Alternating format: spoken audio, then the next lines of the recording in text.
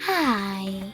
In front of me is Realme 11 Pro, and today I would like to show you how you can add emergency contact on this device. First of all, go into Settings and scroll all the way down to access Safety and Emergency. Then scroll down again.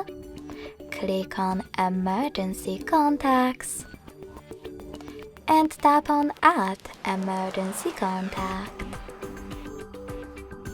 Then just click on the one that you wish to add. You can select more than one.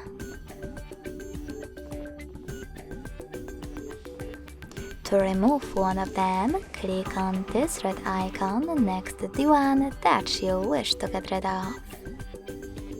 Last but not least, make sure that this switcher next to Show Info when locked is on. Thanks so much for watching. If you enjoyed this video, don't forget to leave a like, comment and subscribe. Bye!